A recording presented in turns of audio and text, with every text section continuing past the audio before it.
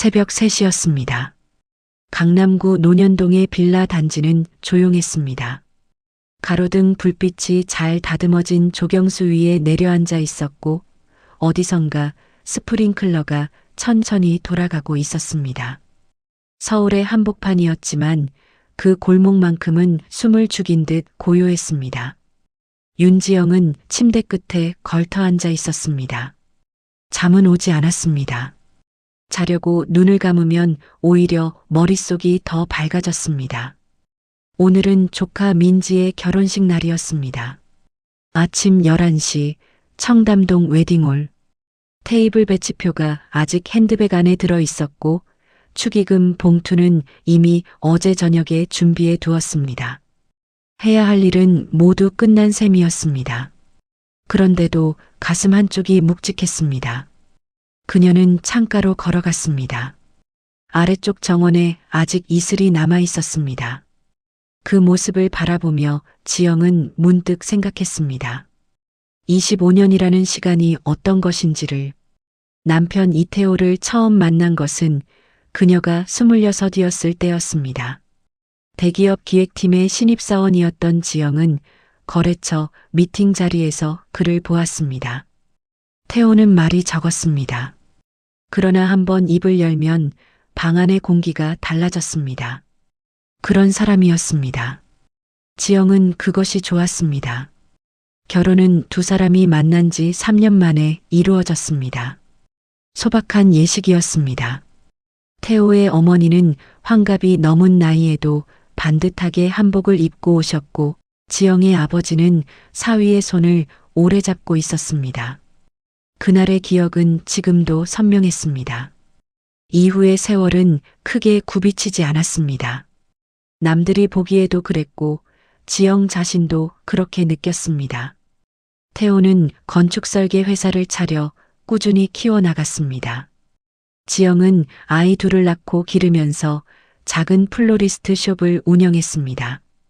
바쁜 날도 있었고 지치는 날도 있었지만 흔들린다는 느낌은 없었습니다.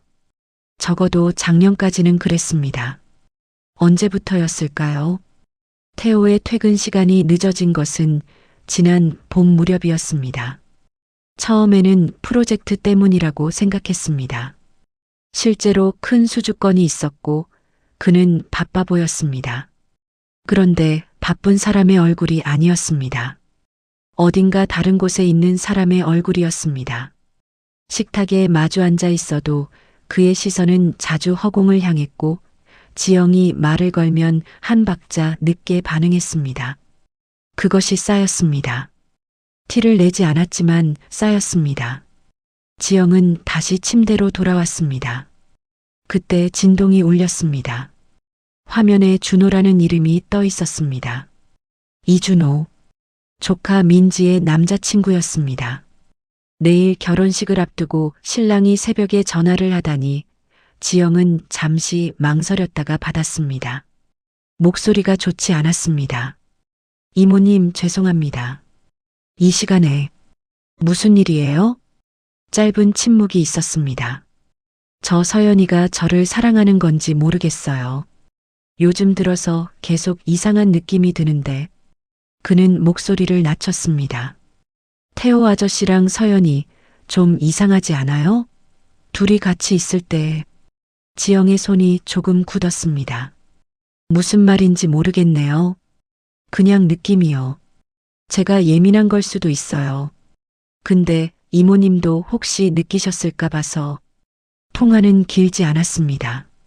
준호는 내일 잘 부탁드린다는 말을 끝으로 전화를 끊었습니다. 지영은 한동안 핸드폰을 내려다보았습니다. 느낌. 그것은 지영도 알고 있는 것이었습니다. 결혼식 당일 아침은 맑았습니다. 지영은 일찍 웨딩홀에 도착했습니다. 주차장 옆 정원에 조팝나무 울타리가 정렬해 있었고 그 너머로 하객들이 삼삼오오 들어서고 있었습니다. 지영은 잠시 그늘에 멈춰 섰습니다.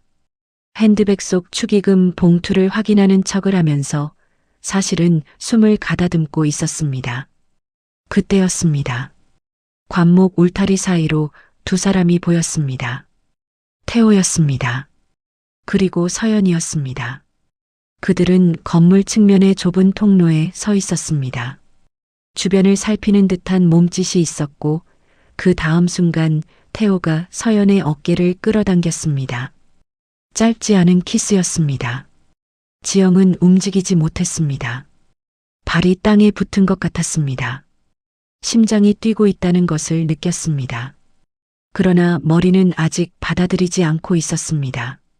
눈이 잘못 본 것일 수 있다고, 빛의 각도가 그랬던 것일 수 있다고. 이모님, 준호가 그녀의 옆에 서 있었습니다. 언제 왔는지 몰랐습니다. 그의 얼굴은 창백했습니다. 그는 핸드폰을 꺼내 화면을 내밀었습니다. 사진이었습니다. 15장이었습니다. 날짜가 달랐습니다. 장소가 달랐습니다. 그러나 두 사람은 같았습니다. 지영은 그 화면을 바라보았습니다. 아무 말도 나오지 않았습니다. 아직 맑은 하늘 아래 웨딩홀에서는 식전 음악이 흘러나오기 시작했습니다. 25년이 이 아침에 흔들리고 있었습니다. 웨딩홀을 나온 것은 오후 2시가 조금 넘었을 때였습니다. 식은 끝났습니다. 하객들은 웃으며 사진을 찍었고 신랑 신부는 꽃잎을 맞으며 걸어 나왔습니다. 지영도 자리에 있었습니다. 웃었습니다. 박수를 쳤습니다. 누군가 말을 걸면 대답했습니다. 몸이 알아서 움직였습니다. 머리는 다른 곳에 있었지만 몸은 25년의 연습대로 움직였습니다. 태호는 3시쯤 먼저 자리를 떴습니다. 거래처 사람을 만나야 한다고 했습니다. 지영은 고개를 끄덕였습니다. 자연스럽게, 어색하지 않게 주차장으로 돌아오자 힘이 빠졌습니다. 조수석에 앉아 문을 닫았습니다. 핸드백을 무릎 위에 올려두고 아무것도 하지 않았습니다. 창밖으로 하객들이 지나갔습니다. 차 시동은 걸지 않았습니다. 준호가 조심스럽게 문을 두드린 것은 그로부터 10분쯤 후였습니다. 지영이 잠금을 풀었습니다. 그가 운전석에 탔습니다. 두 사람은 한동안 앞을 바라보았습니다. 하객용 셔틀버스 한 대가 천천히 빠져나가고 있었습니다. 이모님, 그냥 넘어가실 건 아니죠? 지영은 대답하지 않았습니다. 준호는 계속했습니다. 저는 끝장을 내고 싶어요. 조용히 끝날 일이 아닌 것 같아서요. 공개적으로 망신을 줘야 한다고 생각해요. 두 사람 다. 차 안이 조용했습니다. 지영은 창문에 맺힌 먼지를 바라보았습니다. 준호의 말이 틀리지 않다는 것을 알았습니다. 그러나 동시에 그것이 얼마나 많은 것을 무너뜨릴 일인지도 알았습니다.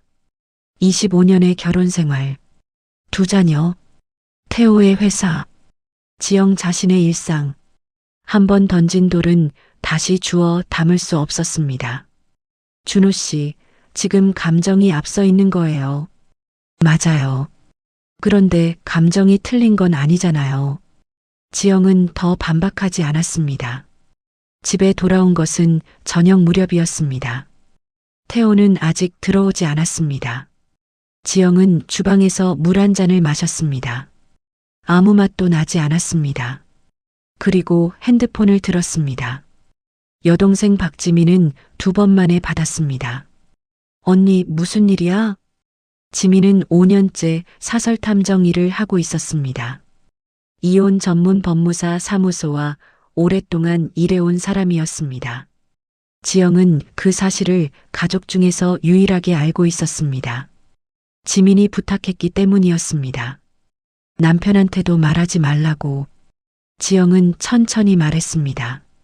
사진 15장, 웨딩홀 통로, 준호의 새벽 전화, 봄부터 달라진 태호의 얼굴. 지민은 중간에 끊지 않았습니다. 다 듣고 나서 짧게 말했습니다. 며칠만 줘. 사흘이 지났습니다. 그 사흘 동안 지영은 평소와 같은 생활을 했습니다.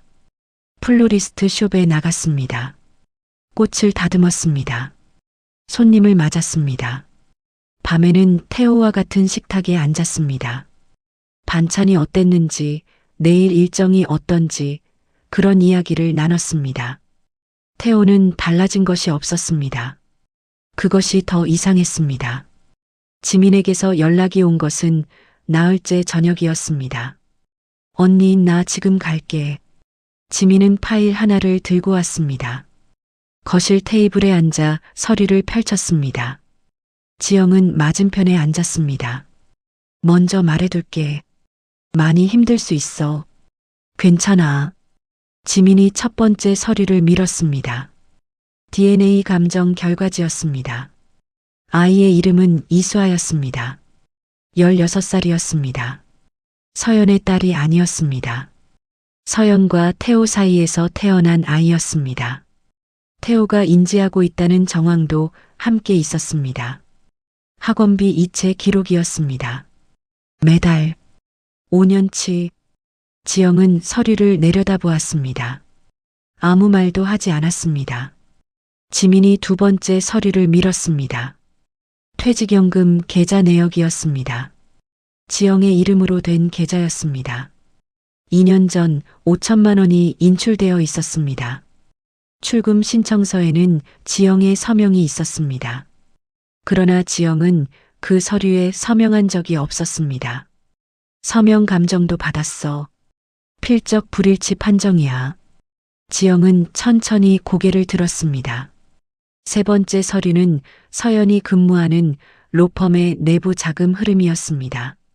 지민이 조심스럽게 설명했습니다. 서연이 수임료 일부를 우회 처리한 정황이었습니다. 금액은 1억 5천만 원이었습니다. 이걸로 어떻게 할지는 언니가 결정해야 해. 거실이 조용했습니다. 냉장고 소리만 들렸습니다. 지민이 돌아간 뒤 지영은 혼자 차에 탔습니다. 갈 곳이 있어서가 아니었습니다.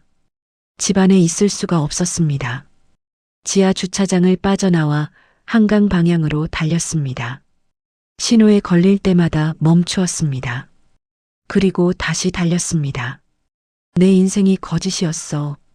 말로 꺼낸 것은 아니었습니다. 그냥 그런 생각이 왔습니다. 조용히 그러나 분명하게 사랑이라고 불렀던 것들, 믿는다고 생각했던 것들, 25년 동안 쌓아온 그 모든 것이 어느 쪽에서부터 무너진 것인지 지금은 알 수 없었습니다. 처음부터였는지 중간 어디선가였는지 강변도로에 접어들자 불빛이 많아졌습니다. 지영은 차를 세웠습니다. 강이 보이는 곳이었습니다. 물 위로 교량의 불빛이 길게 반사되고 있었습니다. 오가는 차들이 있었습니다. 조깅하는 사람도 있었습니다. 세상은 아무것도 모른 채 돌아가고 있었습니다. 그녀는 핸드폰을 꺼냈습니다. 준호에게 문자를 보냈습니다. 내일 오전에 봬요. 얘기할 게 생겼어요. 답장은 빠르게 왔습니다. 네, 이모님. 기다릴게요. 지영은 핸드폰을 핸들 위에 올려두었습니다. 그리고 강을 바라보았습니다. 분노가 없지는 않았습니다. 그러나 그것은 뜨거운 분노가 아니었습니다. 오래 눌려 있다가 단단해진 것, 그런 종류의 감정이었습니다. 무너뜨릴 것이 아니었습니다. 똑바로 끝까지 가야 했습니다. 지영은 시동을 걸었습니다. 결혼식 전날이었습니다. 지영은 아침 일찍 일어났습니다. 여느 날과 같은 시간이었습니다. 세수를 하고 로션을 발랐습니다. 거울 속의 얼굴을 오래 바라보았습니다. 눈밑이 약간 부어 있었습니다. 컨실러를 꺼냈습니다. 천천히 꼼꼼하게 덮었습니다. 그것으로 충분했습니다. 오늘 해야 할 일이 많았습니다. 오전에는 친척들이 들어왔습니다. 태호의 사촌 형 내외가 지방에서 올라왔고 지영의 외숙모도 캐리어를 끌고 나타났습니다. 지영은 현관에서 맞았습니다. 반갑다고 했습니다. 오시느라 힘드셨겠다고 했습니다. 차를 내왔습니다. 과일을 깎았습니다. 외숙모가 살이 좀 빠진 것 같다고 했습니다. 지영은 웃으며 요즘 바빠서 그런가 봐요. 라고 대답했습니다. 거짓말은 아니었습니다. 실제로 바빴습니다. 다만 무엇으로 바빴는지를 말하지 않았을 뿐이었습니다. 태호는 응접실에서 손님들을 맞았습니다. 목소리가 컸습니다. 웃음이 많았습니다. 사촌 형과 오래된 농담을 주고받았습니다. 지영은 주방과 거실 사이를 오가며 그 모습을 보았습니다. 저 사람이 25년을 함께 산 사람이 맞는지 지금은 잘 모르겠다는 생각이 들었습니다. 낯설었습니다. 그러나 티를 내지 않았습니다. 점심 식사가 끝나고 손님들이 각자 방으로 들어간 뒤였습니다. 태호가 침실로 왔습니다. 내일 입을 양복을 꺼내 달라고 했습니다. 지영은 옷장을 열었습니다. 짙은 네이비 수트였습니다. 드라이가 잘 되어 있었습니다. 셔츠와 함께 침대 위에 펼쳐 놓았습니다. 넥타이는 회색으로. 지영은 서랍에서 넥타이를 꺼냈습니다.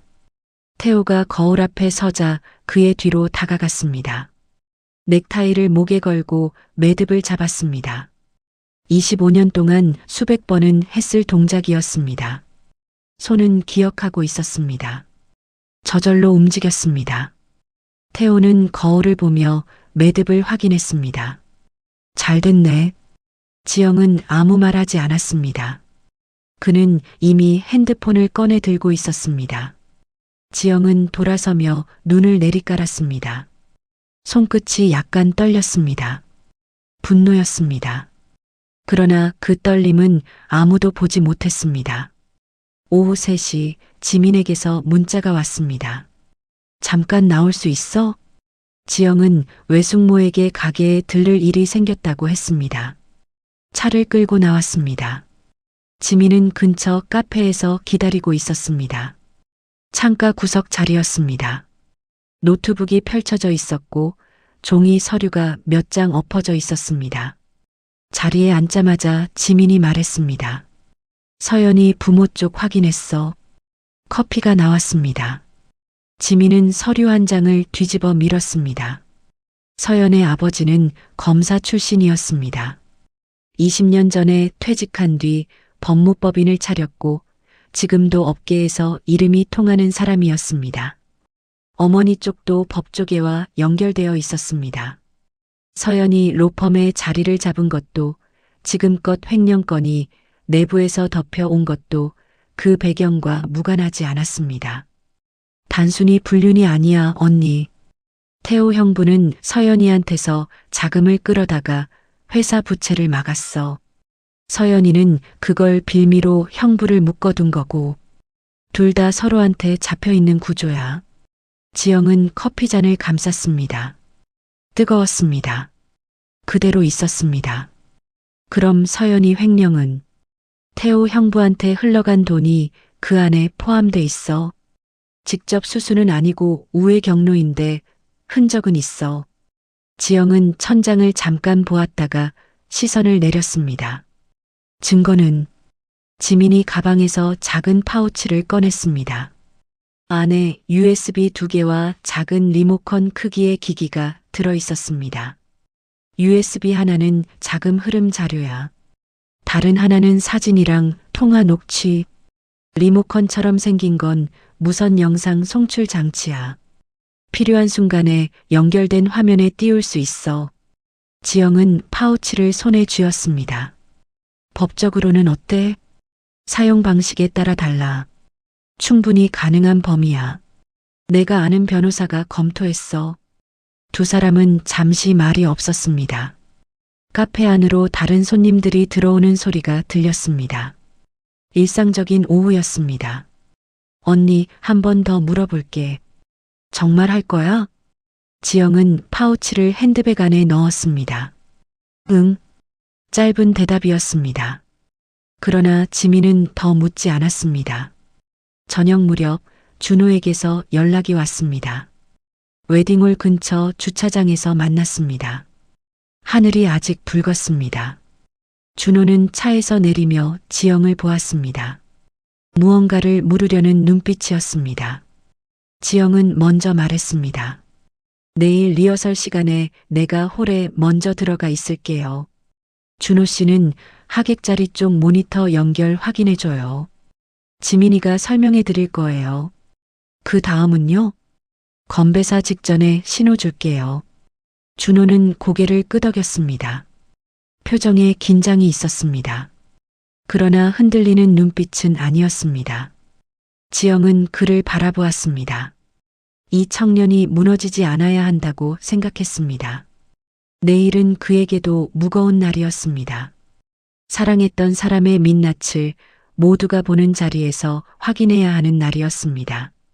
준호 씨, 네. 후회하지 않을 자신 있어요? 준호는 잠시 시선을 아래로 내렸습니다. 그리고 다시 들었습니다. 후회는 아마 할 거예요. 근데 안 하면 더 오래 후회할 것 같아요. 지영은 고개를 끄덕였습니다. 더 말하지 않았습니다. 집으로 돌아온 것은 밤 9시였습니다. 태호는 서재에 불을 켜두고 있었습니다. 손님들은 모두 잠든 것 같았습니다. 지영은 주방을 정리하고 욕실에서 씻었습니다. 그리고 침대에 누웠습니다. 불을 끄고 나서도 눈이 감기지 않았습니다. 고통을 정의로 바꿔야 해. 어디서 나온 말인지 몰랐습니다. 읽은 문장도 아니었고 누가 해준 말도 아니었습니다. 그냥 어둠 속에서 떠올랐습니다. 담담하게, 그러나 선명하게. 무너지는 것은 이미 시작되었습니다. 막을 수 없는 일이었습니다. 문제는 무너진 자리에서 무엇을 할 것인가였습니다. 조용히 쓸려가는 사람이 될 것인지 아니면 끝까지 서 있는 사람이 될 것인지. 지영은 눈을 감았습니다. 내일은 깁니다.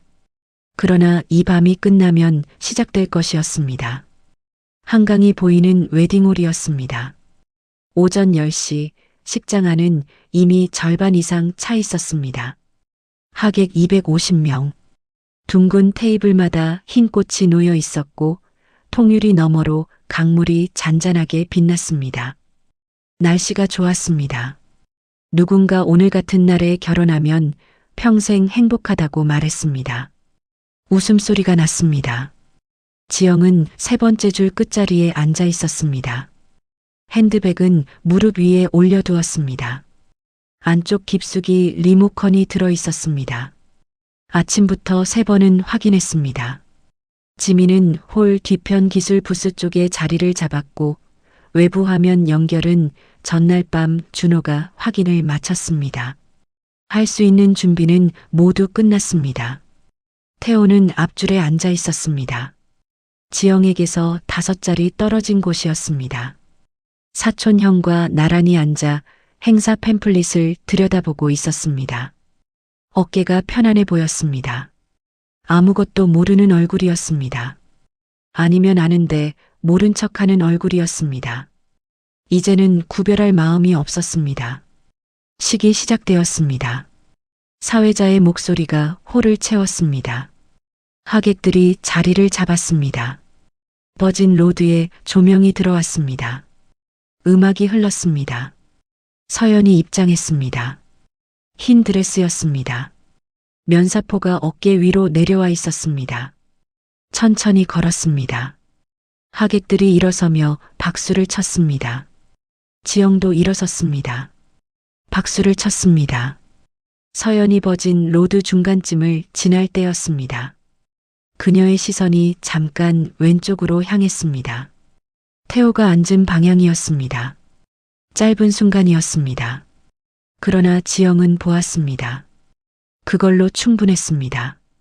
서약이 끝났습니다. 사회자가 낭낭한 목소리로 말했습니다. 두 사람의 결합에 반대하시는 분이 계시다면 지금 말씀해 주십시오. 웃음을 유도하는 관례적인 질문이었습니다.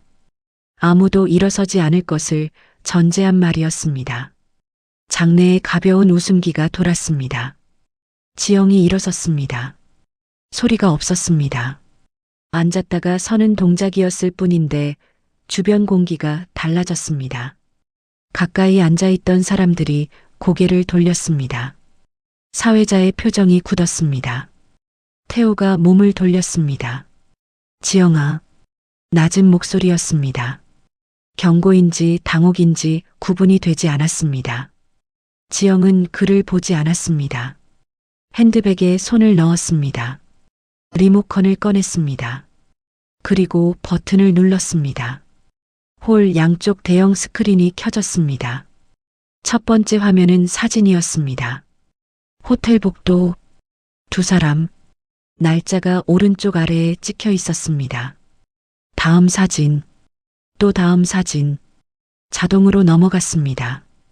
15장 모두였습니다. 홀이 조용해졌습니다. 완전히 조용해졌습니다. 그 다음은 자료였습니다. 통장 내역, 이체 기록, 지영의 퇴직연금 계좌에서 빠져나간 5천만 원, 서명 감정 결과, 필적 불일치, 서연이 근무하는 로펌의 자금 흐름, 우회 경로를 표시한 도식, 숫자들이 화면을 채웠습니다. 마지막 화면은 DNA 감정 결과지였습니다. 이수아, 16살. 지영은 그 이름이 화면에 뜨는 순간 눈을 감았다가 떴습니다. 하객들 사이에서 소리가 터졌습니다. 웅성임이 한꺼번에 퍼졌습니다. 누군가 자리에서 일어섰습니다. 어디선가 아이 우는 소리가 났습니다. 서연의 어머니가 앞줄에서 비명에 가까운 소리를 질렀습니다. 서연은 버진 로드 위에 그대로 서 있었습니다. 얼굴이 하얗게 변해 있었습니다. 무릎이 먼저 꺾였습니다. 옆에 있던 사회자와 들러리가 급히 달려들었지만 늦었습니다. 서연은 바닥에 주저앉았다가 쓰러졌습니다. 드레스 자락이 펼쳐졌습니다. 태호가 지영에게 달려왔습니다. 이게 무슨 짓이야? 지금. 목소리가 떨렸습니다. 분노인지 공포인지 섞여 있었습니다. 지영은 그를 바라보았습니다. 내가 한 짓이 아니에요. 당신이 한 짓이에요. 차분한 목소리였습니다. 홀이 시끄러웠지만 두 사람 사이는 이상하게 고요했습니다. 말도 안 되는 거야. 저 사진들은 조작이고. 태호 씨. 지영이 그의 말을 끊었습니다. 처음으로 거리를 둔 호칭이었습니다. 변호사가 다 검토했어요. 태호는 입을 다물었습니다. 무언가를 더 말하려다가 멈추었습니다. 그 눈 속에서 지영은 처음으로 두려움을 보았습니다. 홀 뒤쪽 문이 열렸습니다. 지민이 걸어 들어왔습니다. 그 뒤로 두 명이 따라왔습니다. 사복 차림이었지만 움직임이 달랐습니다. 지민이 미리 연락해둔 경찰이었습니다. 서연의 횡령 고소장은 전날 오전에 이미 접수되어 있었습니다. 서연은 들것에 실리다가 의식을 되찾았습니다. 상황을 파악하는데 몇 초가 걸렸습니다. 그녀의 눈이 경찰을 보았습니다. 지민을 보았습니다. 그리고 지영을 보았습니다. 아무 말도 하지 않았습니다.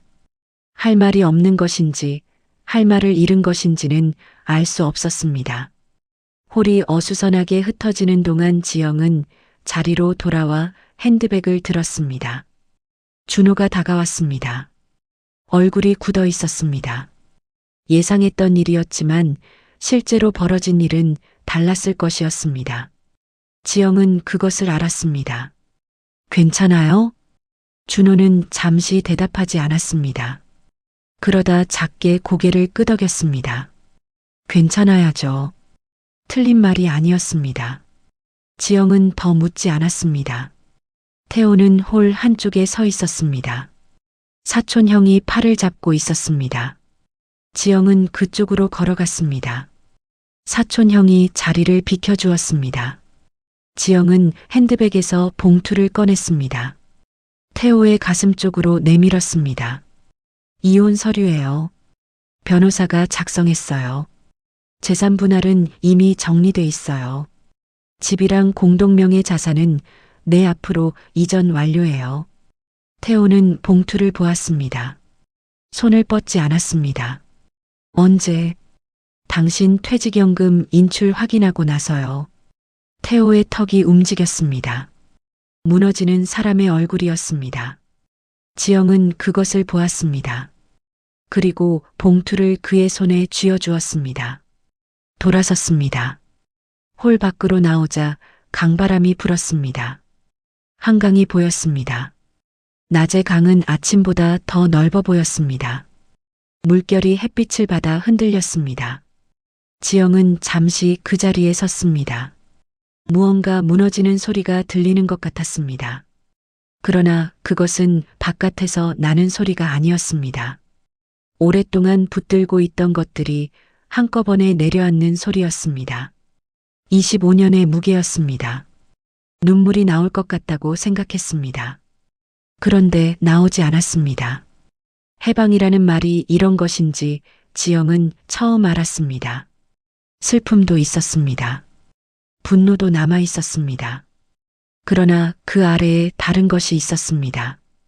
오래전에 잃어버린 무언가를 돌려받은 사람의 감각이었습니다. 지민이 옆에 왔습니다. 아무 말 없이 나란히 섰습니다. 한참 만에 지영이 말했습니다. 고마워. 지민은 대답 대신 어깨를 기댔습니다. 언니 동생 사이에서만 할 수 있는 동작이었습니다. 강물은 계속 흘렀습니다. 지영은 그것을 바라보았습니다. 오늘이 끝나도 내일은 옵니다. 플로리스트 숍에 꽃이 들어올 것입니다. 손님이 올 것입니다. 무언가를 결정해야 하는 날들이 올 것입니다. 그 모든 것이 두렵지 않다고는 할 수 없었습니다. 그러나 혼자가 아니었습니다. 그것으로 충분했습니다. 봄이 2번 지났습니다. 지영은 달력을 보는 버릇이 생겼습니다. 예전에는 그냥 흘려보내던 날들이었습니다. 이제는 하루하루를 확인했습니다. 오늘이 어떤 날인지를 알고 싶었습니다. 그것만으로도 충분히 살아있다는 느낌이 들었습니다. 이혼 판결이 확정된 것은 그의 가을이었습니다. 재판은 길지 않았습니다. 증거가 명확했습니다. 법원은 위자료와 재산 분할 모두 지영의 청구대로 인정했습니다. 판사가 주문을 읽는 동안 지영은 2 손을 무릎 위에 모으고 앉아 있었습니다. 울지 않았습니다. 이미 울 만큼 울었습니다. 웨딩홀 그날 이후로 혼자 있는 밤마다 울었습니다. 그러니 판결문 앞에서는 고요했습니다. 지민이 법정 밖에서 기다리고 있었습니다. 끝났어? 끝났어. 2 사람은 법원 앞 계단에 나란히 앉았습니다. 늦가을 햇볕이 약했습니다. 지민이 자판기 커피를 2잔 뽑아왔습니다. 따뜻했습니다. 맛은 없었습니다. 그래도 다 마셨습니다. 태호의 소식은 간접적으로 들려왔습니다. 회사는 반년을 버티지 못했습니다. 자금 흐름 문제가 드러나면서 거래처들이 하나둘 떠났고 직원들이 먼저 나갔습니다. 마지막에는 태호 혼자 사무실을 정리했다고 했습니다. 업계에서 이름이 지워지는 데는 생각보다 오래 걸리지 않았습니다. 지영은 그 이야기를 들으며 오래 생각했습니다. 잘 됐다는 말을 하고 싶지 않았습니다. 그렇다고 안 됐다는 말도 할 수 없었습니다. 그냥 그렇게 됐구나 하고 생각했습니다.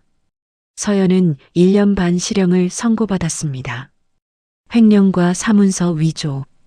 재판 과정에서 서연의 아버지가 여러 차례 선처를 호소했다고 했습니다. 그러나 증거는 명확했습니다. 선고날 서연의 얼굴을 지영은 직접 보지 않았습니다. 법정에 가지 않았습니다. 굳이 볼 이유가 없었습니다. 결과는 문자로 전달받았습니다. 지민이 보낸 메시지였습니다. 확정. 언니 다 끝났어. 지영은 그 문자를 오래 들여다보았습니다. 다 끝났다는 말이 사실인지 생각했습니다. 어떤 의미에서는 맞았습니다. 어떤 의미에서는 아직 시작이었습니다. 플로리스트 숍은 이사를 했습니다. 같은 동네였지만 2배 넓은 공간이었습니다. 재산 분할로 확보한 자금 일부를 썼습니다. 지영은 혼자 결정했습니다. 오래 고민하지 않았습니다.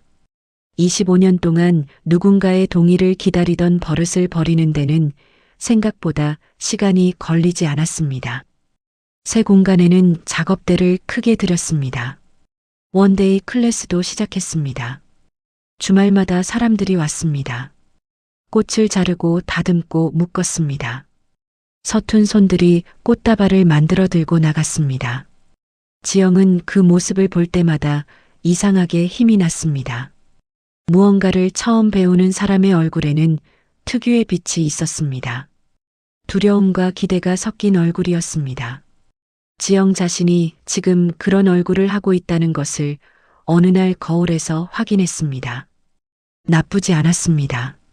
준호에게서 연락이 온 것은 이듬해 봄이었습니다. IT 스타트업을 차렸다고 했습니다.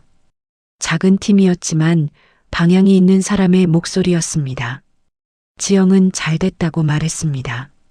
진심이었습니다. 이모님, 한번 뵈어도 될까요?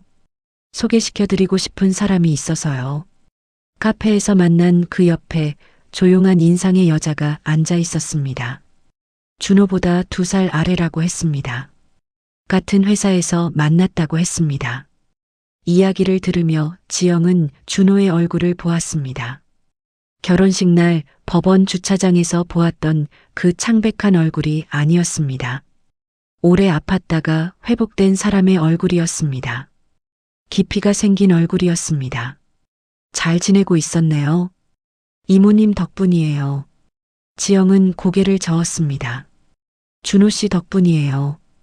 그날 전화 안 했으면 나도 그냥 몰랐을 거예요. 둘 다 잠시 웃었습니다.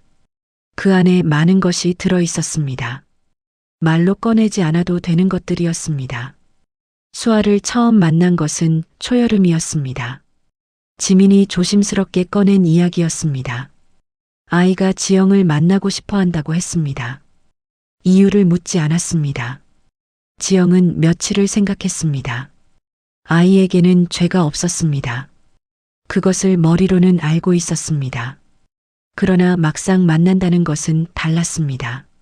앉아서 마주보는 일이었습니다.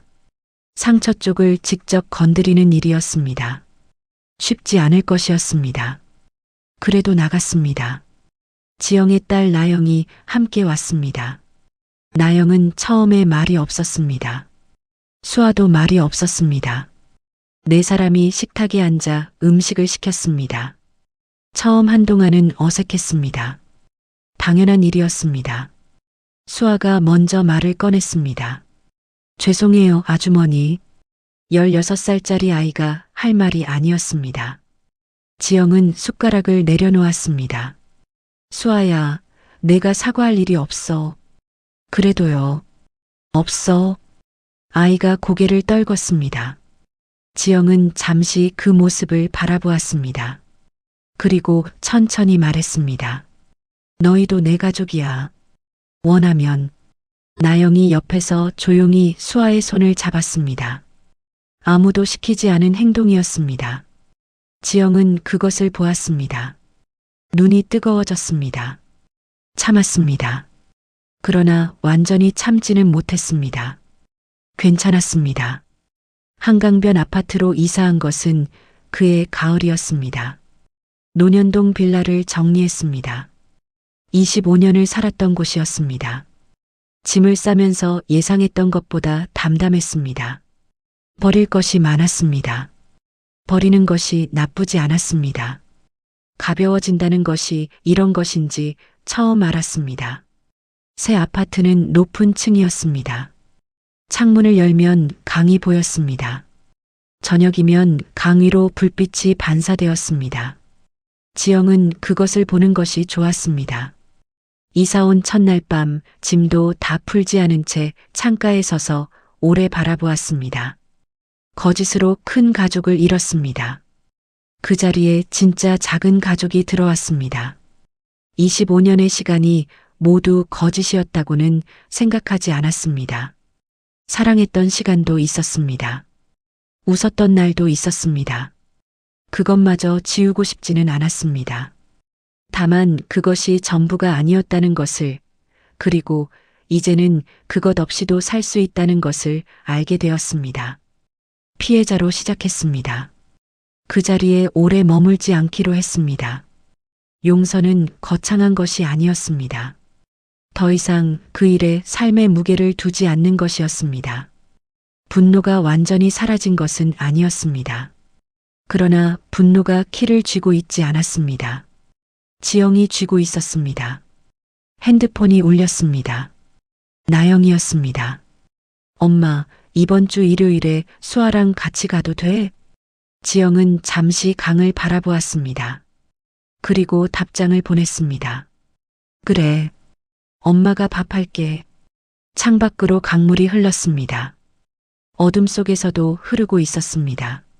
멈추지 않았습니다. 지영은 커튼을 걷어두었습니다.